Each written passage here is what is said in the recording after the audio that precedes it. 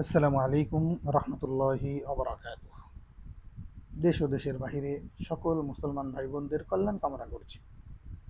আজকে আমরা কথা বলবো মারাত্মক একটা রোগ নিয়ে, সেটা হলো অহংকার। অহংকার একমাত্র আল্লাহ তাআলার জন্য। ওয়ালাহুল কিবরিয়া ফিস সামাওয়াতি ওয়াল আরদ ওয়া হুয়াল আজিজুল হাকীম। বরত্ব আসমান ও জমিনে, বরত্ব শুধুমাত্র আল্লাহ তাআলার।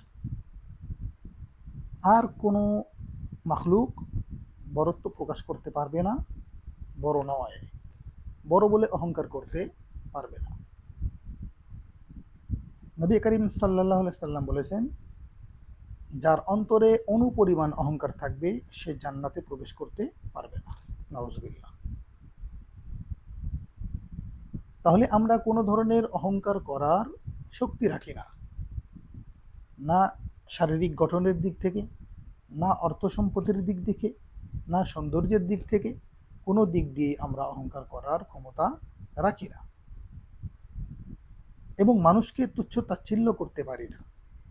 বাহ্যিকভাবে যাদেরকে আমরা আমার চেয়ে নিম্ন স্তরের মনে করি, যাদের সাথে ওঠা বসাকে আমি নিজের জন্য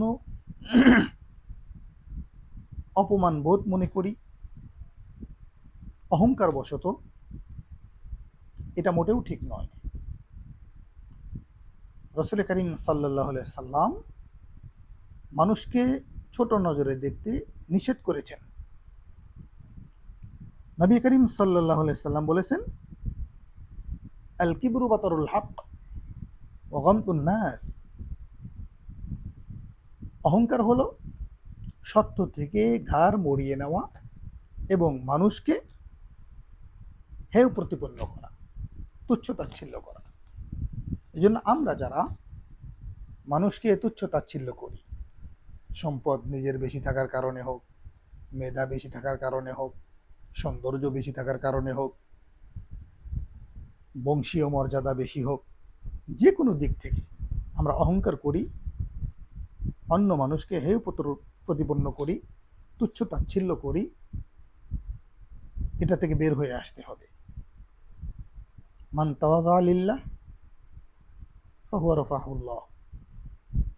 যে ব্যক্তি আল্লাহ তাআলার জন্য নিচু হয়, আল্লাহ রাব্বুল আলামিন তার মর্যাদা বাড়িয়ে দেন। এই জন্য আমাদের উচিত অহংকারকে দূরে রাখা, অহংকার থেকে নিজেকে দূরে রাখা, অহংকার থেকে বের হয়ে আসা, কলব থেকে, অন্তর থেকে অহংকারকে বের করে দেওয়া। আল্লাহ রাব্বুল আলামিন আমাদেরকে অহংকার মুক্ত হওয়ার তৌফিক দান করুন।